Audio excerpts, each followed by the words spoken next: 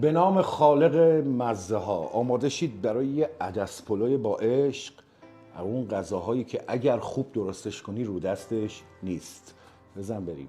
برای یه عدس پلوی مجلسی احتیاج داریم به برنج، عدس و پروتئینی که تو این غذا میخوایم استفاده کنیم. میتونید از هر پروتئینی که دوست دارید استفاده کنید. گوشت قرمز، گوشت سفید، سویا، هر چیزی که دوست دارید. من از سینه مرغ میخوام استفاده کنم که از قبل پختمش و آماده. یکی از نکاتی که توی عدس پلو خیلی مهمه مقدار پیازی هستش که میخوای استفاده کنی. هرچه پیاز داغت بیشتر باشه عدس پلوه خوشمزه تر میشه. به مقادیری که میگم توجه کنید. به ازای هر کیلو برنجی که دارید نصفش رو عدس در نظر بگیرید. برای این آموزش من 1 کیلو برنج در نظر گرفتم، 500 گرم عدس و 1 کیلو سینه مرغ. برنج ها رو از 6-7 ساعت قبل از طبخ غذا خیس کنید. برنج خوب بشویید تا خاکی چیزی نداشته باشه و با آب نمک خیلی شور خیسش کنید، در حدی که وقتی مزهش میکنید اذیت بشید. عدستون رو هم ریکشورش کنید، بشوریدش و از 24 ساعت قبل از طبخ غذا در آب شیرین خیسش کنید. با هم بریم ببینیم چی در میاد این غذا. من 4 تا پیاز برای این مقداری که مقادیری که خدمتتون گفتم در نظر گرفتم. پیازا رو کامل نگینی خورد کردیم. داشتن یه چاقوی خوش دست و تیز که تحت هیچ شرایطی کند نشه هم از واجبات آشپزی هست. به زودی در بحث چاقو و تجهیزات آشپزی یه پست ویژه‌ای براتون خواهم داشت. همراه باشید. یه تابه مناسب بذارید روی اجاق، شعله رو روشن کنید و پیازهای نگینی خرد شده رو بدون روغن بریزید توی تابه. پیازهای نگینی رو یه چند دقیقه بدون روغن یه تفتی میدیم تا سبک بشه و آبش گرفته بشه، بعد روغن رو اضافه میکنیم. پیاز که یکم سبک شد و آبش رو از دست داد، وقتشه که روغن رو اضافه کنید. روغن هم به مقدار لازم، به مقدار دلخواه هست. هر روغنی که مایل هستید میتونید استفاده کنید. روغن دنبه، روغن زیتون، روغن کنجد، روغن مایع، هر روغنی که دوست دارید. شروع میکنیم تفت دادن تا کمی پیازها طلایی بشه. من سینه های مرغ رو از قبل پختم و الان میخوام ریش ریشش کنم. شما میتونید مرغ رو داخل همین پیاز بپزید، به قطعات ریز خوردش کنید، همین تو بپزید، بعد ریش ریشش کنید، هر جور که دوست دارید. شروع میکنیم سینه مرغ رو ریش ریش کردن. هرچه بیشتر و ریزتر ریش ریش بشه بهتره. میتونید با چنگال مرغ رو ریش ریش کنید، میتونید با کارد خوردش کنید، با دست، با هر وسیله‌ای که راحتید تا جایی که میتونید این رو خورد کنید و ریش ریشش کنید.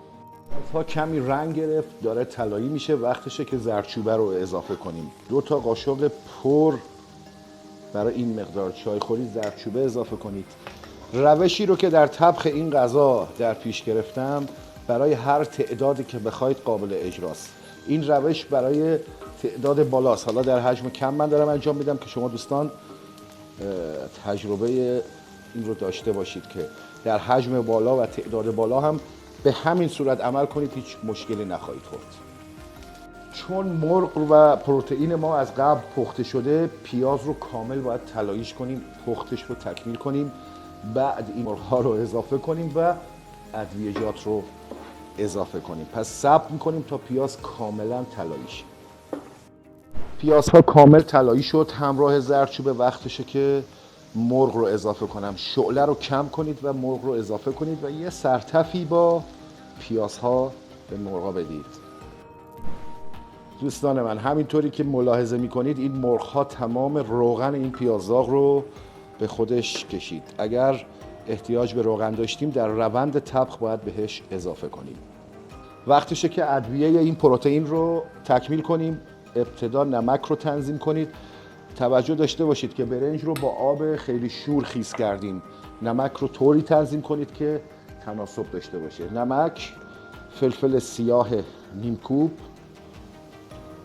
ببین مقادیر رو من خدمتون عرض میکنم. برای این مقداری که من به شما گفتم 1 قاشق چایخوری پر نمک فلفل سیاه نیم کوب نیازه. 1 قاشق چایخوری زنجبیل، و یه قاشق چایخوری ترکیب زیره سیاه و سبز ساییده شده. این مرغ‌ها رو همراه این ادویه های 4-5 دقیقه دیگه تفت میدیم و میذاریمش کنار. بریم سراغ برنج و عدس. برای دانه بندی برنج و عدس یه قابلمه و ظرف بزرگ و مناسب بذارید. یه نکته در رابطه با برنج به شما بگم، وقتی برنج رو میخواید دانه بندی کنید و بجوشونید، ظرفتون تنگ و کوچیک نباشه. برنج باید جاش باز باشه، باید فضای خیلی زیادی داشته باشه تا کاملا قد بکشه. اگه برنجتون میشکنه، قد نمیکشه، شفته میشه، یکی از دلایل بزرگش اینه که ظرفی که توش میخواید برنج رو بجوشونید کوچیک است. حتی موقعی که میخواد برنج رو خیس کنید، حتما از یه ظرف بزرگ و جادار انتخاب کنید. ظرف آب کردیم، میذاریم جوش بیاد تا بریم برای بقیه موارد. جوش اومده، در حال تلاطم و غل زدنه. مقداری از این آب جوش رو بردارید، برای آب دست برنج بذارید کنار. این آب داغ باشه که نمک برنجمون رو باید باهاش تنظیم کنیم. برنج رو آبکش میکنیم، کامل آبش بره و منتقلش میکنیم توی دیگمون. برنج رو که داخل دیگ میریزید، با یه کفگیری خیلی ملایم سعی کنید برنج رو به همه جای دیگ پخشش کنید، به همین ملایمتی که من دارم انجام میدم. شما ظرفتون و دیگتون هر اندازه‌ای بود، به همون اندازه باید وسایلتون بزرگتر باشه.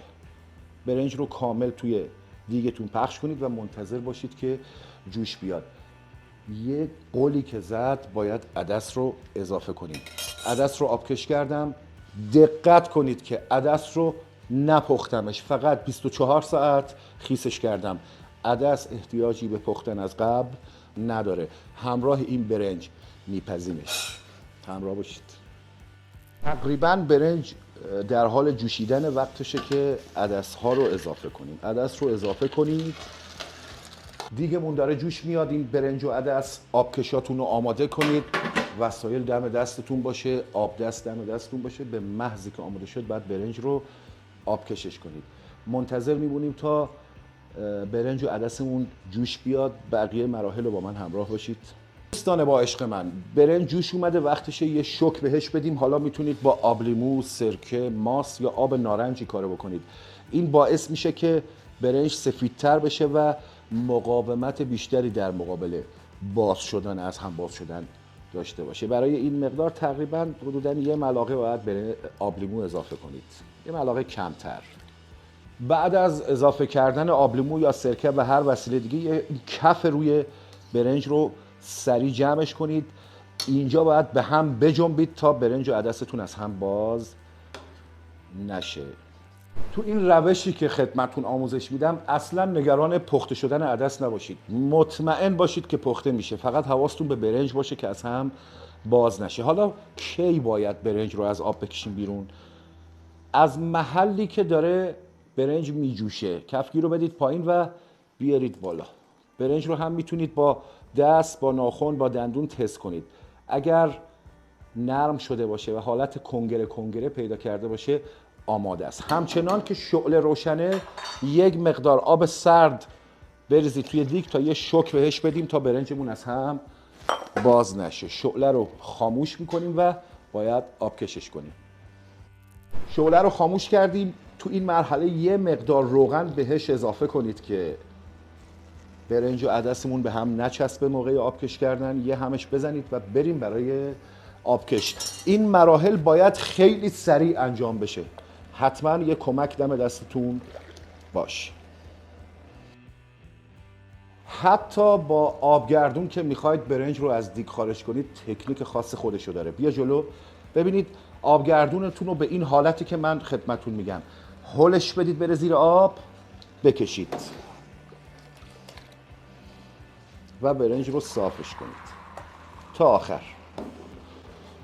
باعث میشه که برنج ته‌نشین نشه و به هم نچسبه و هر بار به مقدار مساوی برنج خارج کنید. برنج رو که آبکش کردید مزه‌اش کنید. اگه شور بود، از اون آب جوشی که ابتدای قبل از اینکه برنج رو بریزید جدا کردید روش بریزید تا نمک برنج رو تنظیمش کنید.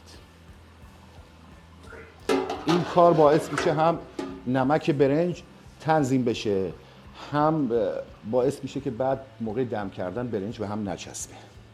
خواهش میکنم زوم کنید روی این برنج و ببینید چقدر دوندون و تمیز در اومده. این مراحلی که گفتم با دقت اجرا کنید، تو هر مقداری که میخواید پخت کنید همینجور دوندون و قشنگ در میاد. نکته بعدی، مطمئن باشید که توی این روش عدس پخته میشه. دقت کنید، دوربین بیاد جلو، ببین آقا کامل پخته.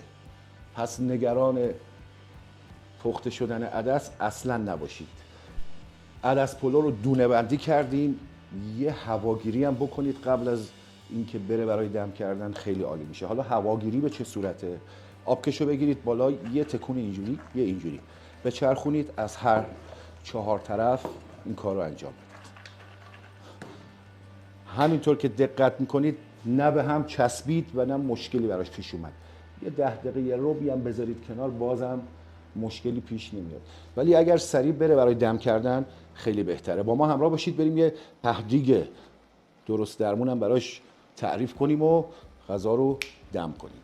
این برنج رو میتونید بخارپز کنید تو دستگاه‌های بخارپز، دستگاه صندوقی بخارپز، دیگ‌های بخارپز، یا دمش کنید. من میخوام این رو دم کنم. اجاق رو روشن کنید، دیگتون رو بذارید، یه مقدار روغن بریزید کف دیگ. برای تهدیگش میتونید از هر چی که دوست دارید استفاده کنید. سیب زمینی تو تعداد بالا بهترین راه اینه که نون استفاده کنید برای تهدیگ. روغن رو میریزیم، مقداری هم عصاره زعفران اضافه میکنیم. شروع میکنیم سیب زمینی ها رو چیندن. روی سیب زمینی ها هم یه کوچولو دیگه زعفرون بدید. وقتشه که عدس پلو رو اضافه کنید. شروع میکنید ریختن برنج و عدس روی سیب زمینی ها یا روی تهدیگتون. خیلی هم عالی. یه مقدار برنج میریزیم، یه مقدار از گوشتمون که آماده کردیم. دوباره روش برنج میریزیم. به صورت پلویی و هرمی شکل باید بیایم بالا. یه نکته خدمتتون عرض کنم، یکی دو لایه که برنج و گوشت رو ریختید و وقتشه که پودر دارچین اضافه کنیم. حالا چه علتی داره که میگم دارچین رو تو لایه های زیرین نریزید؟ به خاطر اینکه نمیخوام دارچین بوی بدی به این غذا بده، هرچند که ادویه بسیار خوشبویی هستش، ولی روی لایه های بالایی بریزید، بعد ترکیبش کنید، کار خیلی بهتر در میاد. تمام برنج رو ریختیم، لایه آخر رو گوشت بریزید و پودر دارچین. پودر دارچین این غذا رو خیلی خوشمزه‌اش میکنه. برنج رو تنظیم کنید، تقریبا وسط دیگ جمعش کنید. برای خوش رنگ شدنش یه مقدار زعفران بریزید روش. بعد از ریختن زعفران یه آب روغن درست کنید، کامل روغن و آب رو با هم میکس کنید و با یه کفگیر مناسب تمام برنج رو بریزید و پوشش بدید. تو این مرحله کار تمامه. وقتشه که درب رو بگذارید، شعله رو سوزنی کنید و 1 ساعت تا 1 ساعت و ربع باید بهش زمان بدیم تا برنج دم بکشه. چون مقدار برنج من کمه و دیگم تقریبا مناسبه، همین درب خودش که یه سوپاپ و یه سوراخی روش داره کافیه. ولی اگر دارید در دیگ‌های بزرگ دم میکنید، حتما دمکش پارچه‌ای باید بذارید، یا اگر دمکش پارچه‌ای ندارید روی دیگ یا باید زغال بریزید یا از این مشعلای دایره‌ای روش بذارید. دقت کردید که ما برای جوشوندن و دانه‌بندی برنج موقعی که داشتیم این کار انجام میدادیم اصلا از زردچوبه استفاده نکردیم. عدس پلوی مجلسی اصل زردچوبه داخلش نداره، ولی خب رسم خیلی جاها میریزن. این روشی هست که من سالها برای نظریها و مجالس به تعداد بالا دارم طبخ میکنم و بسیار خوشمزه است. عاشقتونم. به به، عدس پلو دم کشید، وقتشه که بریم بقیه کاراش. یه مقدار کره یا روغن رو خوب داغ کنید و بدید روی برنجتون. من از کره استفاده میکنم، ولی خب شما میتونید از مخلوط کره و روغن و یا روغن تنها استفاده کنید. کره یا روغن رو خوب داغ کردیم، حالا بریزیمش روی برنج. به به، چی میشه این غذا. مقدار چربی این غذا دست خودتونه، بستگی داره به ذائقه خودتون و مهموناتون که چقدر این غذا رو چرب کنید. ناگفته نمونه که عدس پلو از غذاهای نسبتاً چرب ایرانیه و هرچی پر چرب و چیلی‌تر باشه خوشمزه تره. بعد از اینکه کره یا روغن رو اضافه کردید، همچنان شعله به صورت سوزنی روشن باشه و 10 دقیقه هم بذارید با درب باز دیگتون تبخیر بشه آبش. همین. قبل از سرو این غذا برنج رو داخل خود دیگ از یک کنار شروع کنید هم زدن تا مواد خوب با هم مخلوط شه. به این صورت. ببینید چه دون شده و چقدر خوب پخته شده. جای همتون واقعا خالیه. یه بوی مشتی هم اینجا راه افتاده که لذت میبری. دوستان پشت صحنه همه منتظرن که یا بخورند یا ببرند. شیطونه میگه بهشون ندم ببرن. عجب غذایی شد، عجب بوی. این یه عدس پلوی مجلسی تقدیم به شما. میگن عدس پلو و پیازداغش. آموزش پیازداغ چیپسی رو داریم توی کانال، حسابی روش پیازداغ بریزید. به به. همراه عدس پلو کشمش، خرما، تخم مرغ و مربا میتونید استفاده کنید. برای مجالس نظری، حالا با مجالس مهمانی، بیشتر از کشمش سرخ شده استفاده میکنن کنار این غذا بذارن. تا جایی که ذهنم یاری کرد تمام نکات رو خدمتتون عرض کردم. اگر سوالی داشتید در کامنت ها بپرسید، شخصا جوابتون رو خواهم داد. ضمن اینکه آموزش بعدی رو هم مشخص کنید که چی باشه. تعدیق این رو هم بذاریم و به خدای بزرگ بسپاریم شما رو. اینم یه تعدیق خوش رنگ و خوشمزه و با عشق تقدیم شما دوستان عزیز. یه عدس پلوی مجلسی، یه غذای ایرانی اصیل تقدیم به نگاه زیباتون.